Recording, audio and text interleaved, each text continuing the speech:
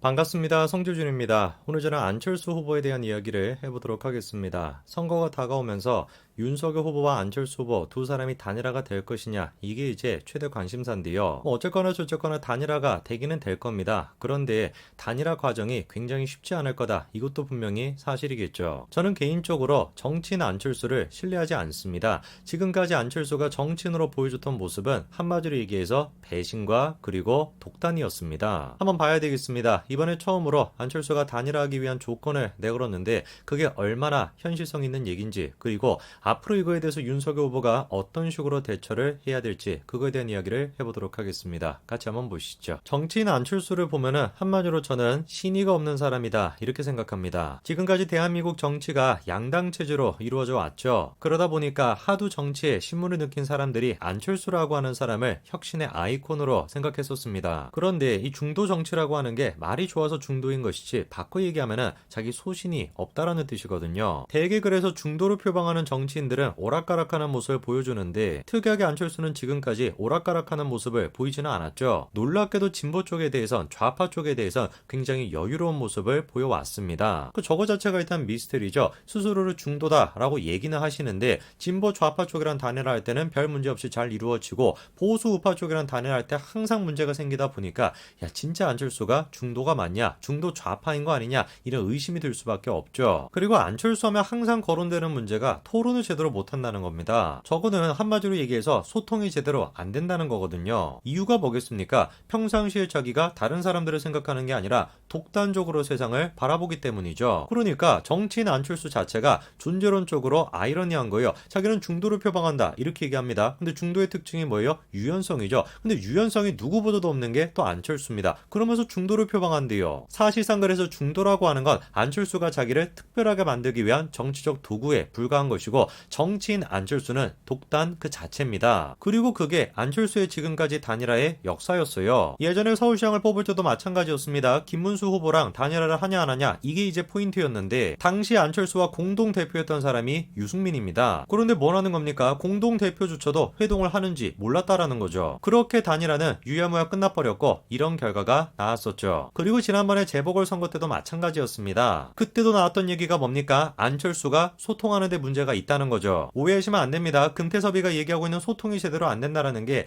말이 잘 통하지 않는다, 이 뜻이 아니에요. 아니 15일날 토론하기로 약속을 해놨고 안철수와 통화까지 해가지고 확인했는데 그거를 뒤집어 버리는 거죠. 그리고 나중에 오세훈 시장이랑 단일화할 때도 마찬가지였습니다. 제일 처음에 단일화할 때부터 삐걱거렸죠. 자, 그런데 이 기사가 나온 시간을 한번 보십시오. 아침 11시에 나왔던 기사가 단일화 불발됐다, 이 기사입니다. 그런데 1시간 정도 시간이 지나고 이런 얘기가 나와요. 안철수가 전격적으로 수용했다, 이렇게 나옵니다. 아니 전격 수용했다, 이게 무슨 말이에요? 상대방의 제안을 다 받아들였다, 이 뜻 아닙니까? 근데 어떻게 된 것인지 다음날 돼가지고 결국에 단일화가 되지 않고 따로따로 후보 등록을 하죠. 이해가 안 되는 겁니다. 전격 수용했다라고 하는 사람이 어떻게 해가지고 단일화가 안 될 수가 있는 거예요. 그리고 난 다음에 재차 또 어떤 기사가 나옵니까? 다시 안철수가 결단을 했다, 이렇게 기사가 나옵니다. 그런데 알고 봤더니만 오세훈 후보가 뭐라고 해요? 사실과 다르다라는 거죠. 금태섭이랑 똑같은 레파토리가 반복이 되는 겁니다. 전화까지도 했고 만나가지고 확인까지도 했었다. 그런데 그때도 안철수가 제안을 받아들였던 것이 아니라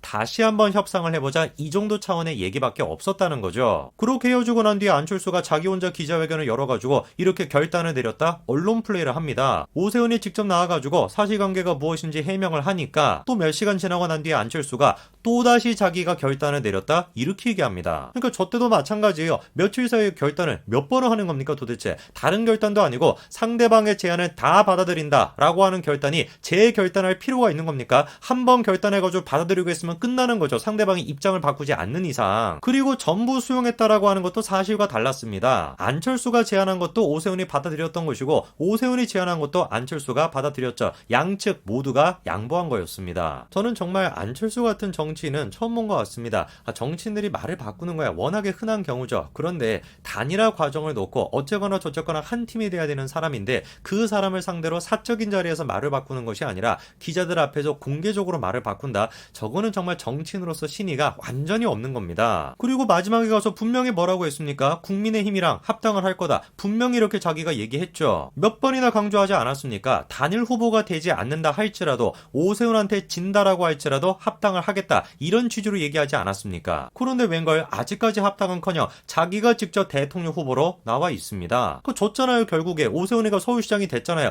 근데도 끝까지 합당하겠다라고 하는 약속은 지키지 않고 지금 또 대통령 후보로 나와가지고 표를 갉아먹고 있는 거예요. 그리고 이번에 유튜브를 통해서 단일화에 대한 자기의 제안을 일방적으로 공개를 했죠. 제안의 김미경 교수가 오늘 아침에 코로나19 확진 판정 통보를 받았습니다. 그리고 예정된 기자회견도 이렇게 비대면 유튜브로 하게 됐습니다. 그 뭐 기자회견은 못하고 유튜브로 한다라는 거 이거는 이해할 수가 있는데 그런데 이후에 뭔가 좀 이상한 얘기가 나옵니다. 솔직하게 사실 제 안에는 기저질환이 있습니다. 그 단일화에 대한 입장을 밝히면서 시작하자마자 아내에 대한 얘기가 나옵니다. 그리고 심지어 아내에 대한 얘기를 하면서 감정이 굉장히 격해진 것처럼 울먹거리기까지도 합니다.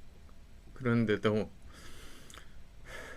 고생은 고생대로 다 하는데 남편으로서 너무 미안한 마음입니다. 단일화에 있어가지고 저런 식의 개인적인 얘기를 공개한다라는 거 뭔가 좀 국민들에게 감정을 좀 자극하고 이러고 싶어가지고 한 것 같은데 글쎄요. 제가 봤을 때 오히려 역효과가 클 것 같습니다. 그리고 이번에 안철수가 단일화에 대해서 다음과 같은 조건을 제시하고 있는데요. 먼저 차기 정부의 국정 비전과 혁신 과제를 공동으로 발표하고 이행할 것을 약속한 후 여론조사 국민 경선을 통해 단일 후보를 정하고 진보, 보수, 좌파, 우파 이런 거 상관하지 말고 국민 전체에게 누구로 단일화가 돼야 되는지 그거를 물어보자 이렇게 제안하고 있는 거예요. 상식적으로 생각을 해봤을 때 그렇게 된다면은 이재명 후보를 지지하는 절반 가까이 되는 사람들이 누구를 뽑겠습니까? 윤석열을 뽑는 게 아니라 안철수로 뽑겠죠. 당연한 거 아니겠습니까? 당선 가능성으로 본다면 윤석열이 이재명보다 높으니까 당연히 상대적으로 약체라고 할 수 있는 안철수로 단일화가 되기를 이재명 후보를 지지하는 사람들은 바라겠죠. 그때 합의한 방식과 문항이 있습니다. 단일화 경선 방식을 두고 다시 논점에서 논의할 이유는 없습니다. 저때 지금 얘기하고 있는 그때라고 하는 게 다른 때를 얘기하는 것이 아니라 오세훈이랑 단일화할 때 그때를 지금 얘기하는 겁니다. 그때는 안철수 또한 마찬가지로 당선 가능성이 높은 상태였습니다. 아니 그런데 지금은 어떻습니까? 가장 최근에 나온 여론조사 결과를 보시면 안철수가 7.7%입니다. 그리고 저는 지난 서울시장 보궐선거에서 모든 조건을 수용하기로 결단함으로써 정권교체의 기반을 만든 사람입니다. 저거에 대해서 이미 제가 말씀을 드렸죠. 얼마나 그때 당시 안철수가 언론 플레이를 했는지 다 말씀을 드렸습니다.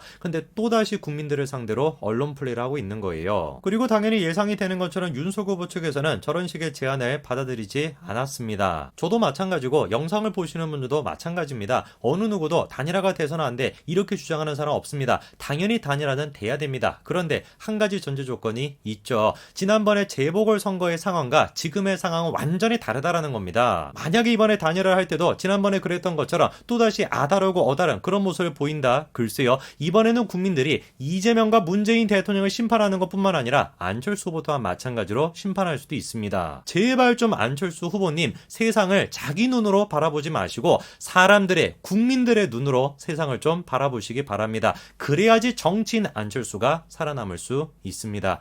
여기까지 말씀드리겠습니다. 감사합니다.